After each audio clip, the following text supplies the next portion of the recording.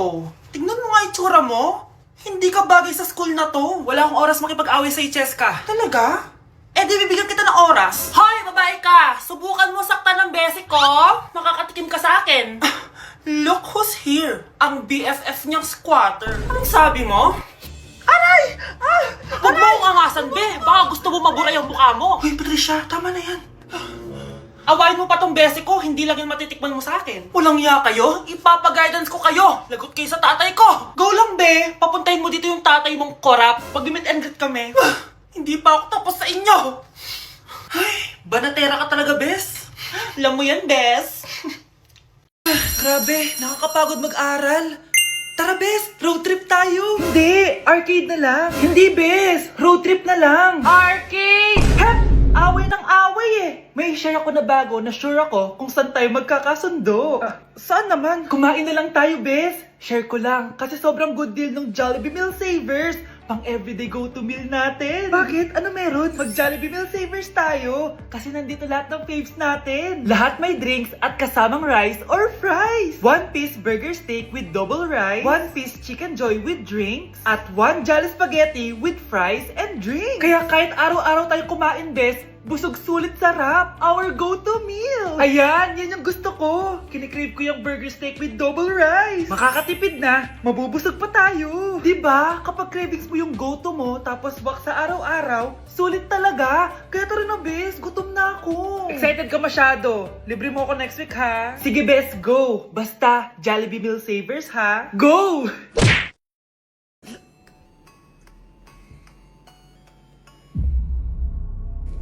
Isa ka na din katulad ko, anak. Anong ginawa mo sa akin, Nay? Kakaiba yung nararamdaman ko. Gusto mo malaman ang totoo, di ba? Isa akong diwata mula sa mundo ng Encantasia. Ha? At isa sa kapangyarihan ko ay ang manipulahin ang picture na nasa cellphone mo. Bakit yung mo lang sinabi sa akin, Nay? Dahil ngayon ang tamang panahon, anak. At nasa katawan mo na ang kapangyarihan na para sa'yo. Pero paano ko malalaman kung ano yung kapangyarihan ko? Ikaw ang tutuklas niyan, anak. Ano kaya magiging kapangyarihan ko? Baka nagiging invisible ako.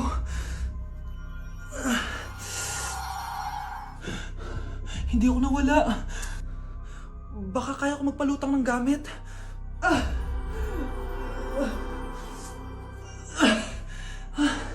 Hindi lumutang. Ang hirap naman neto. Baka kaya ko tumagos sa pintuan. Aray. Natatay ako.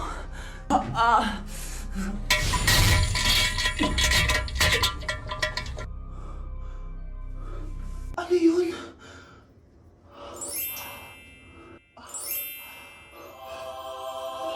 Ito ba yung kapangyarihan ko? Tumain ng ginto? Nay, alam ko na yung kapangyarihan ko. Tumatay ako ng ginto. Anak, uminom ka na maraming pampatae para yumaman na tayo.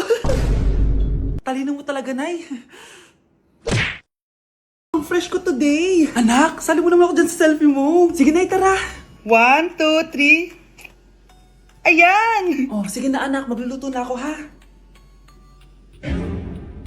Ba't wala si nanay dito? Bes, sira na ata tong phone ko. Bago lang yan, nangyari. Nag-selfie kasi kami ni nanay pero sa picture, ako lang yung nandun. Ha? Posible ba yun? Yun na nga eh. Tayo mo kaya picturean nanay mo na mag-isa lang siya.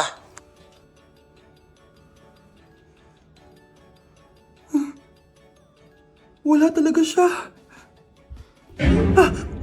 Anay, bakit mo ako pinipicturean, anak? Sabihin mo sa akin yung totoo, Nay. Ano ka ba? Bakit hindi kita makita sa mga picture? Ha? Patingin. Oh, nandito naman ako ah. Ano sinasabi mo, anak? Alam mo, anak, kumain ka na doon. Gutom lang yan. Scarlett, mag-ingat ka sa nanay mo. Ha?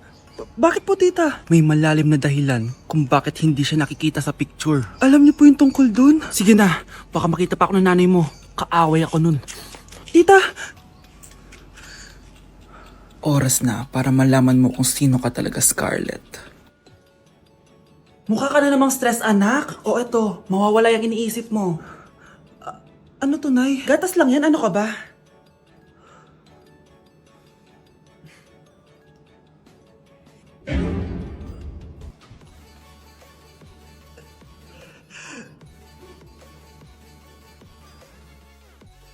Bes, bakit ka absent kahapon? May pinuntahan kasi ako, Bes. Ano yan? Ba't mo tinatakpan yung bibig mo? Mabaho ba yung hininga mo? Ano kasi Hala, naka-braces na si Scarlett! Kaya siguro absent siya kahapon. Bes, magkano yung braces mo? Di ba mahal yan? Rich kid ka siguro. 5K lang to, pero naka-promo kasi sila, kaya 3K na lang. Ako na rin nag-change ng rubber kasi kamahal man. Nandito ba si Scarlett? Present po, ma'am. Anong present? Ayusin mo nga magsalita. Sorry ma'am, di po kasi ako makapagsalita na maayos. Masyakit po kasi yung braces ko. Ay wow, kala mo talaga. Anong ginagawa niya? Over naman sa pakita ng brace? Bes, ano yan? Ba't ganyan ka mag-tiktok? Siyempre para makita ng mga friends ko na may braces na ako. Ganon? Tsaka para ma-ROI ko na din to, no? Sige, Bes. Okay, class. What is the difference between your and your? Ma'am. Yes, Samantha? Your is a possessive adjective indicating ownership, while your is short for you are. Very good. Basic. Alam ko naman yan. Pabida ka lang magtaas ng kamay. Next question. Ano ang pagkakaiba ng nang at nang? Ako, ma'am. Okay, Scarlett. Ang nang ay nagpapahiwatig ng pagmamayari. Ang nang ay nagpapahayag ng paraan o panahon. Tama! Mahusay ka, Scarlett.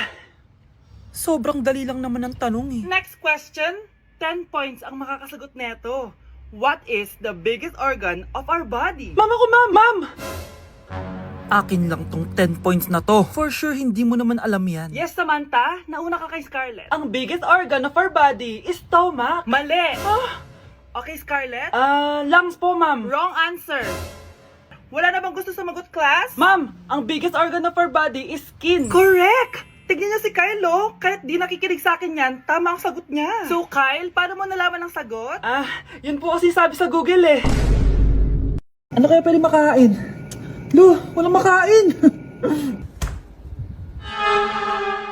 Sino yun?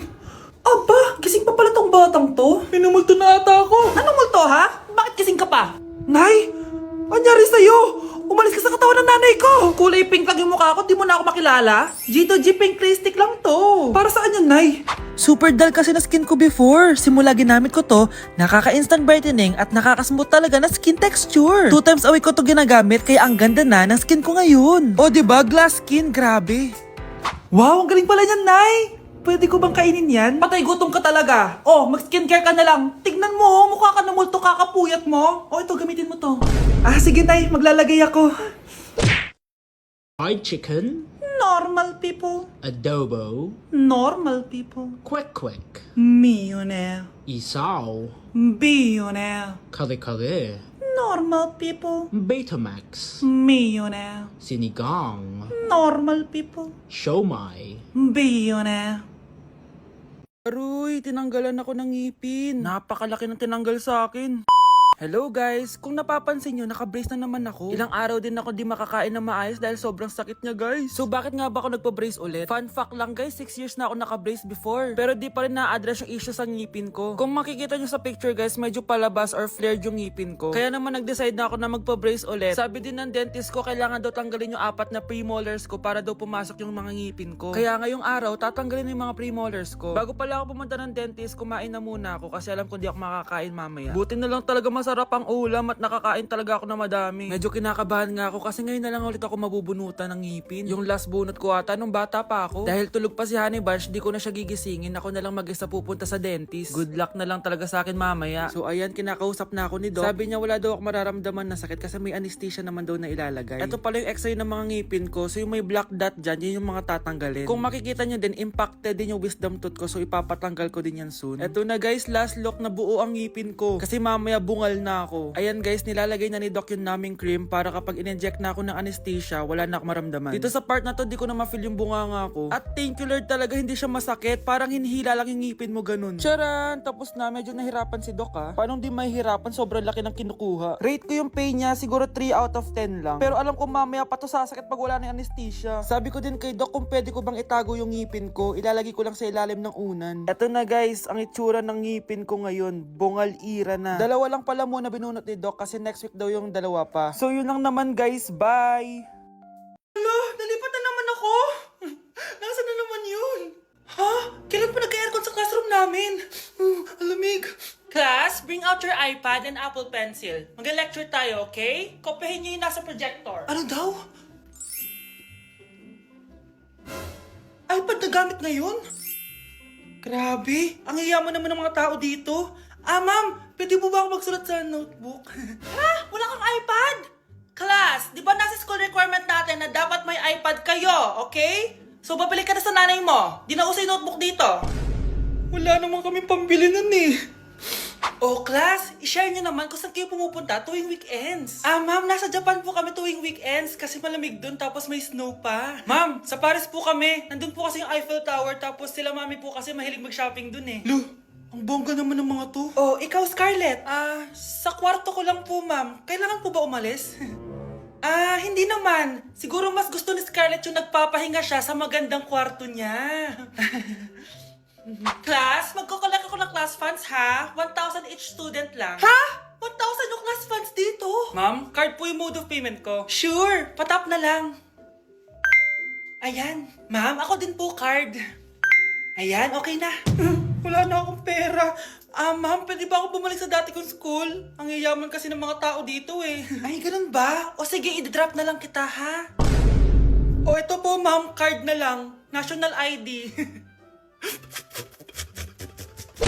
Hala, nalipat na naman ako ng classroom. Bakit kinder yung nakalagay dito? Saan yun? Ba't puro mga bata yung nandito? Hi mga bata! Ang lesson natin ngayon ay addition. Sino dito ang makakasagot ng 1 plus 1? Ang dali naman ng lesson dito. Ma'am, 1 plus 1 is equals to 2. Correct! Mga bata, 5 claps para kay Scarlett. Hindi niyo ba alam yun? Mga bata, science na tayo ha? Ilan ang planeta sa solar system natin? Ba't walang nagtataas ng kamay? Ma'am, there are 8 planets in our solar system. Correct! Siguro nag-a-advance reading si Scarlett. Lu, ba't parang walang alam yung mga kaklase ko? Okay, tatatakan ko ng star sa kamay ang makakasagot neto. What are the primary colors? Ha? Ba't ang dadali na subject dito? Last sem, nag-research lang ako eh. Ma'am, the primary colors are red, blue, and yellow. Wow! Mukhang may magiging top 1 na tayo ah. Hala, mukhang magiging top 1 pa ako dito. Namali siya ng classroom. Scarlett Iha, namali ka daw ng classroom, oo. Lumipat ka na lang dun sa grade 12. Ano? Siya ba'y napunta sa kinder? Alright, may bagong dating tayo, class. Miss, pwede mo bang sagutin itong nasa blackboard? Ano yan? Madali lang yan. Madali? Sir, babalik na lang pala ako sa kinder. Buti ba doon magiging top 1 ako? Bye! Sakit ng pakiramdam ko. Hala, ano nangyari sa akin? Nay? Anak, tulungan mo ako. Ano nangyayari sa'yo, Nay? Pati ulo ko. Nay, ito na yung gamot mo. Tama na.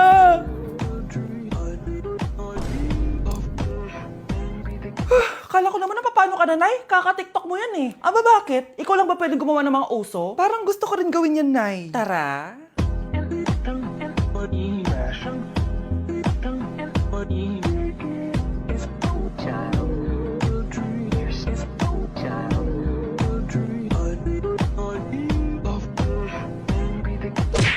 It like sugar on my tongue, tongue, tongue. Your body so sweet. Ayan! Kaya pala ang laki ng bill na kuryente natin. Nakabukas pala na matagal yan. Anay, uso kasi to yung sugar on my tongue. Sugar on my...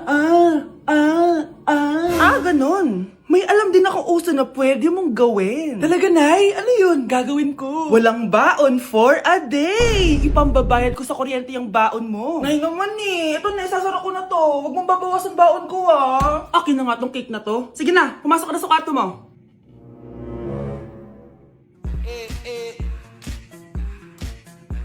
Like sugar on my tongue, tongue, tongue.